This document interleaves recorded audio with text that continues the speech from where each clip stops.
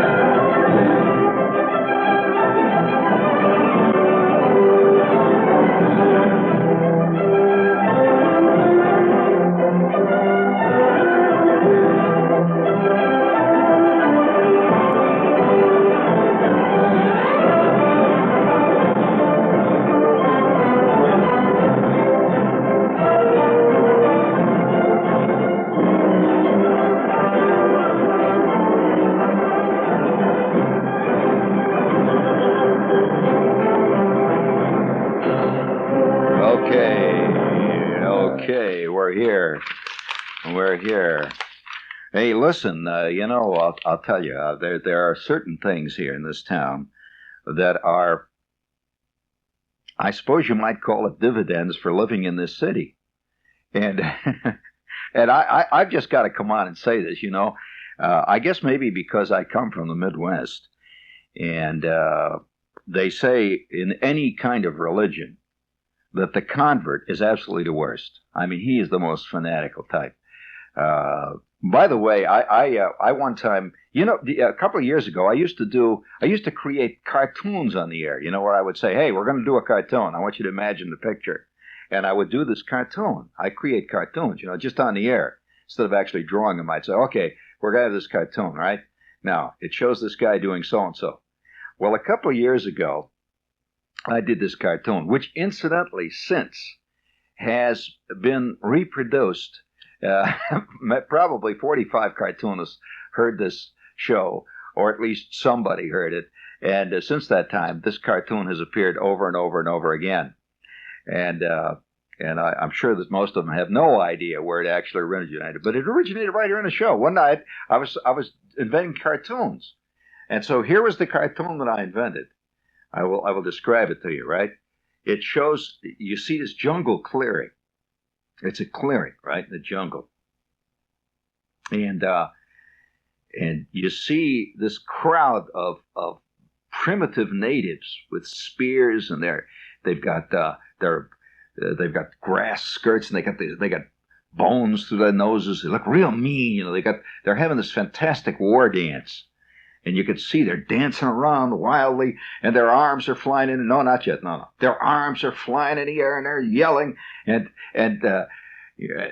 you see that they've got sticks. You see, each one's got a stick, and on the stick is this empty skull. It's a skull that they've made rattles out of, and it's a human skull. See, they're running around yelling, and it's fantastic dust flying. And you see two guys deep in the bush. You see, they're observing this. They're two anthropologists or something. They've got the white pith helmets, and they're hiding in the weeds there. And one says to the other, I tell you, in the middle of this crowd of natives that are roaring up and down, you see this little short fat man with round rimless glasses, and he's wearing little shorts, and he's got big stripes painted all over his face. And he's shaking the skull up in the air, and he's yelling, just like all the rest of them. And these two guys are talking. One of them says to the other, he says, the converts are absolutely the worst.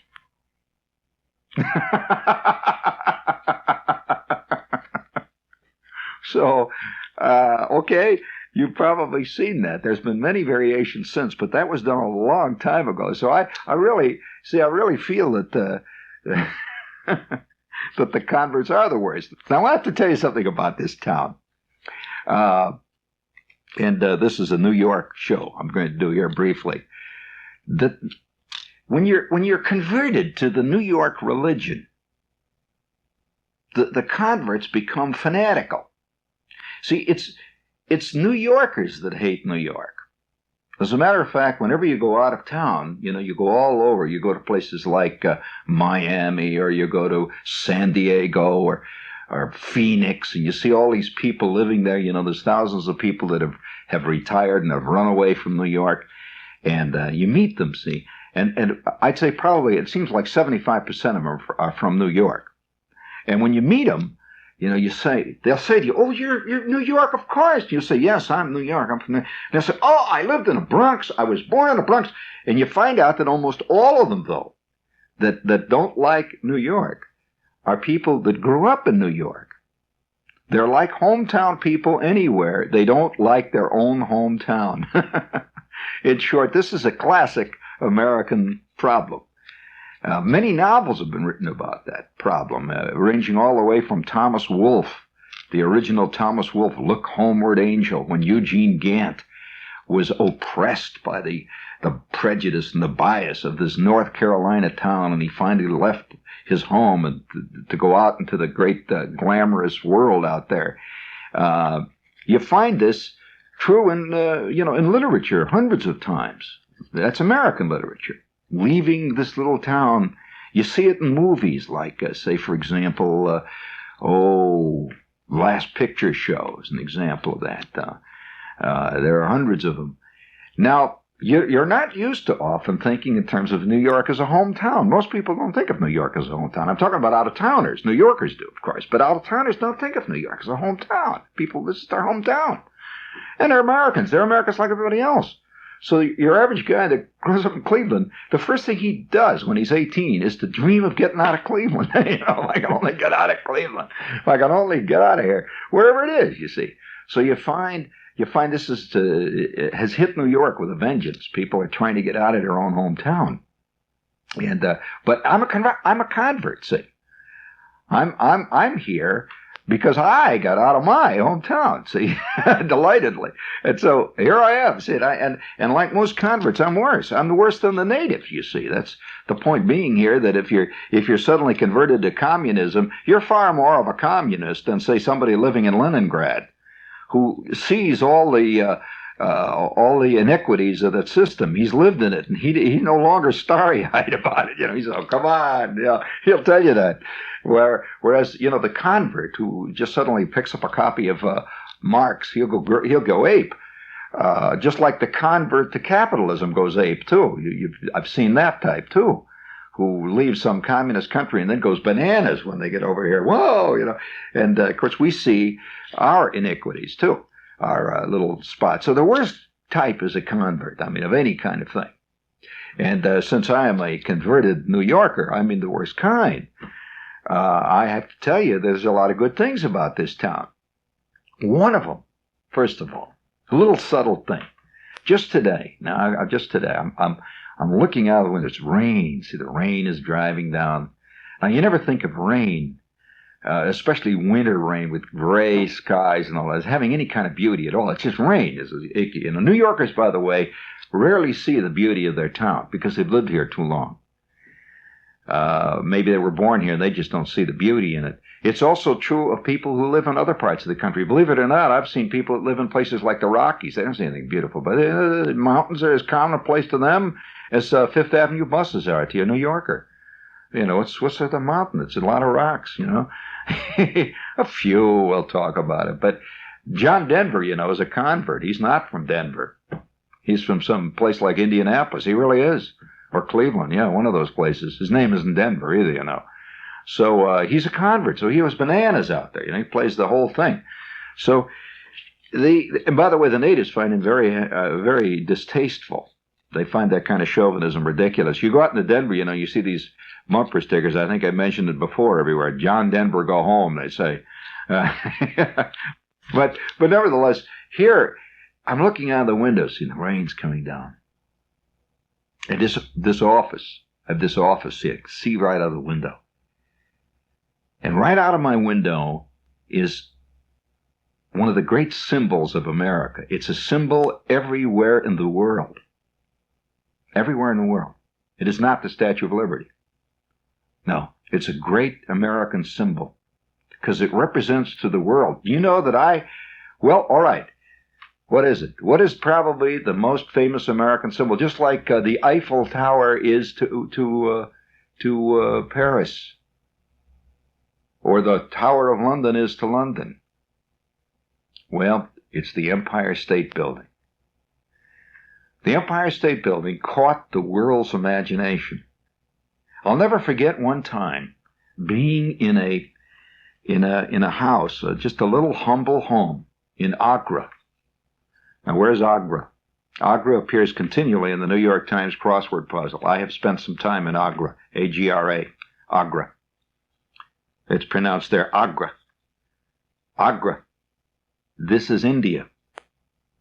Agra is the town in which is also the Taj Mahal. And it's an Indian city. Well, one night I was in this guy's little house in Agra. And he was a physician. He was not a little Indian. He was a doctor. By the way, doctors in the rest of the world don't have the mystique about them that they have in America. Do you know that doctors in the Soviet Union are among the lowest paid of the so-called professional class? Doctors and teachers are among the lowest paid people in the Soviet Union. I mean, for their education. There is no mystique about them there. They're about as glamorous to a Russian as a garage mechanic. You go in there and he takes out your appendix. Over here, we've vested them with a kind of a quasi-religious, mystical quality. And most of the rest of the world just doesn't have that going with them. Were you aware of that? And in India, this is true too. A doctor is not given the kind of mystique that we have here. And here he was. He was a doctor, and I was at his house. It was a little house, and he was showing me his place. And he took me into his little, like a little. He had a little alcove that was kind of like his study. It wasn't really a study. It was just like a little niche in the wall where he had a desk, and he wrote letters and stuff there, and he had his little bookshelf and stuff. And what would you guess is his prized possession hanging right over his desk? Now, he didn't know I was coming there. In fact, that afternoon we met, and he invited me home. And we came home. What was his prized possession? Curious. He had no poster. No. The Indians are not into pop culture, dear. You're way off. He had a beautiful framed picture of the Empire State Building. And it was just there. And he didn't even mention it. And I saw it. I said, "That's the Empire State Building." And he says, "Oh, yes. It's the Empire State Building, sir." And I said, my office looks right out on that. I see that every day of my life. It's right out my window. And he just was kind of like transported. He said to me, "It is my great ambition someday to see that beautiful building." And it represents America to them. It represents modernity. It represents romance. It represents almost like the Oz story represents. It represents something unreal to them. Did you know that? Empire State Building. It's the Empire. It's centered on the Empire State Building. So I saw this thing, and I said, "Gee, that's, and today, you see, my office is high up. It's 26, 24 stories up. And so I look out, and I see this building. I don't look up, it's just hanging there. And today, it was one of the moments, you see, when the Empire State Building gets extremely romantic. And there's nothing, I don't know of any other building, any other place in America that gets that. The clouds drift down. and suddenly the top of the Empire State Building disappears in the clouds, and and then the lights go on, and you can see the faint lights glowing within the clouds. It's really a fantastic sight. It really is. It's beautiful. And even though the World Trade Center is taller, the World Trade Center is nowhere near as romantic. Now, that distinction has to be made, you see, because there are many, many buildings that are bigger in India than the Taj Mahal. But there is no building in all of India that is remotely as beautiful as the Taj Mahal. Just pure beauty. It's stunning. And the Empire State Building is a stunningly beautiful building, especially there are times when you drive in from the west, when the sun hits the Empire State Building. Have you ever seen it, Joe, at that moment? It looks like it's made out of gold. I mean, those areas way at the top where the roof slants in and it makes that great parapet slants back and the tower goes higher and higher. You see the sun glancing off. It's a fantastic sight. I mean, it really is a gorgeous sight. And from about the middle of July on, they put red, white, and blue lights on the top of that thing, like softly glowing floodlights. And you couldn't believe, yeah, that's right, there is an ice shield up on the top up there, yeah, and it gleams up there. But that's a beautiful building. And I'll ask you a question now. If you're an American now, and you're a good American, because you see, the Empire State Building is not a practical building, and that's what makes it beautiful. Why? Well, there's a number of reasons. First of all, the space is utilized far more for beauty than for utility. For example, now the Trade Center is a practical building. It's just nothing but space enclosed by glass. That's it. And there's not a waste inch in that thing. Whereas there's plenty of waste space in the Empire State Building because of that thin spire that goes up. And just the way it's done, it's impractical. They could not build them. There will never be another building built like that. First of all, it would be catastrophically expensive. You know what that's made of? That's not made out of cheap aluminum that bolts together. You know that. This building is made out of limestone and sandstone and marble, and it's really built for the ages. That's no fooling around building. Now, when was this building built? Any of you know? Well, it was dedicated in 1929. And by the way, that was a period of some of the greatest architecture in America. And this has nothing to do with my story. It was just a peak point of beauty in architecture. For example, some of the other buildings that came out about that time, some of the great buildings that Frank Lloyd Wright was building were built around 1928, 29. And that was a great period. It was a high water mark of American architecture. There are many buildings that around the country that were just gorgeous, beautiful buildings that were built at that period. I guess primarily because there's been a change in architectural attitudes. I spent 2 weeks with an architect recently, and he is a master, getting his in fact, he's teaching now. And he was working on an advanced doctorate in his field, and at no point did he discuss beauty in architecture, and I finally stopped him. He was talking about what he called utilizing living space, he called it a space enclosure. He was all related to the machinery of this building, how the heat comes in and how the heat goes out, and how the water comes in and how the water goes out. He looked upon it as a machine for people to exist in. Now, there are some beautiful machines, but there are also many ugly ones. And at no point did he discuss the beauty of architecture. I said to him, look, Dave, and I says, Dave, what if I came to you? I came to you and I said, look, I don't give a damn about practicality. I want you to design me a beautiful work of art. Design me a beautiful building. There was a pregnant pause. He said, I'm not sure that I would know what you meant. Isn't that interesting? By the way, this is a very modern architecture. This guy is now doing some of the top stuff in the Colorado area. He says, I'm not sure what you mean. I says, well, a building that, because our beauty is often impractical. I mean, let's face it, the Taj Mahal is a very impractical building. It's a building that simply doesn't have any practicality at all. I've been in the Taj Mahal. It's a really dumb, stupid building. But it's unbelievable when you see it. It's just really stunning when you see it. It's a gorgeous building.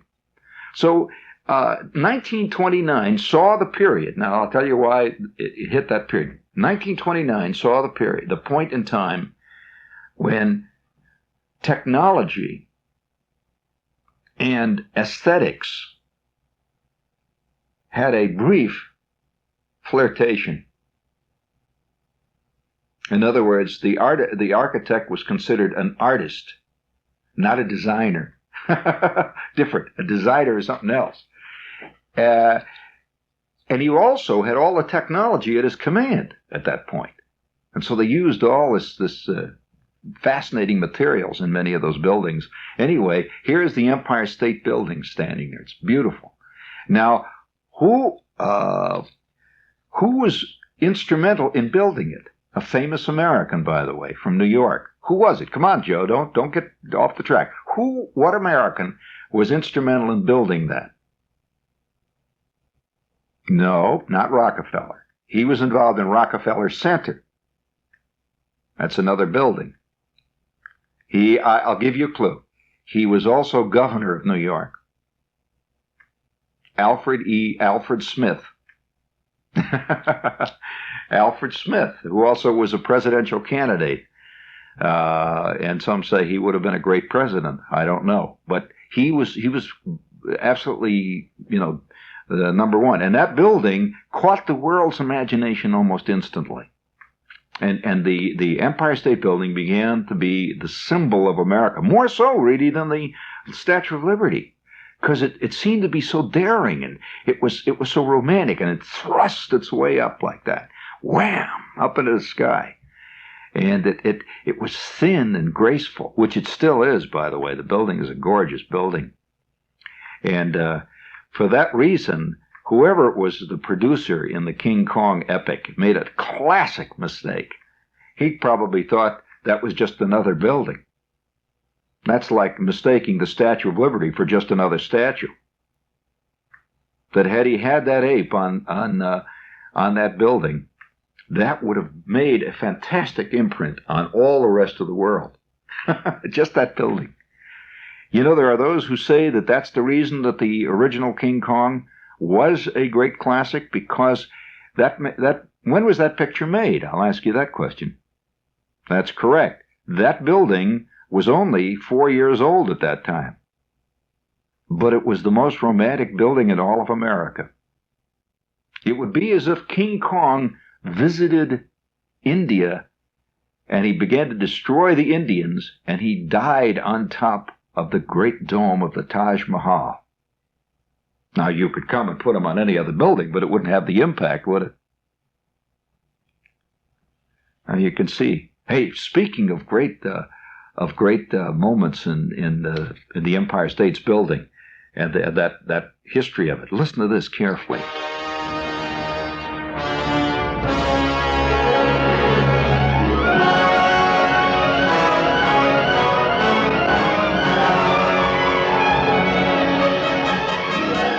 Now compare that with the contemporary King Kong. This is the theme music to King Kong, the original movie.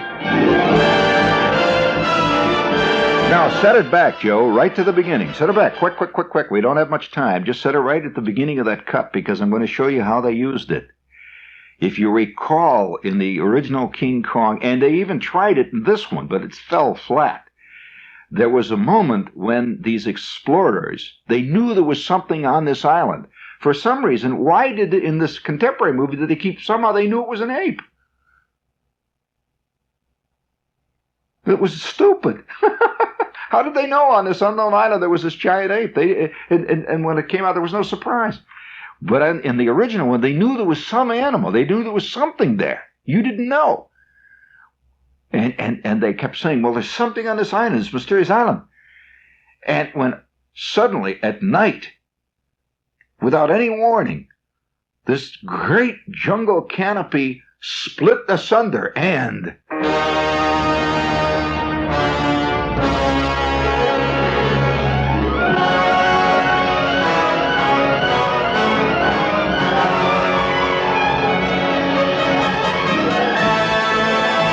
towering high into the night sky was this gigantic ape with arms outspread. And then he opened his fantastic mouth, these great, by the way, non-ape teeth, and let go with an enormous...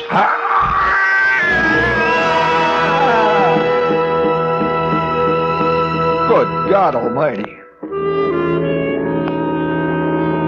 And that theme, by the way, later on, if you'll skip all the way to the end, Joe, you don't have to cue it up. Just lay it at the end. Just lay it at the end of that cut. Just bring it up. Hear this theme? This was the dying theme. This was when King Kong... Don't worry, Joe. Just bring it out when the time comes. This was the dying music of Kong. When he was on the Empire State Building and slowly crumbling down the side of that great structure. And by the way, they played him far more as an animal in that one, which gave it even more fascination. This, you know, I mean, it was played too much like Pegeen Fitzgerald would write it, you know. Just a cuddly ape that falls in love with this girl. They never said that anywhere, any place in the original Kong. This is when Kong was dead and they were all standing around looking at him. Here, this great beast.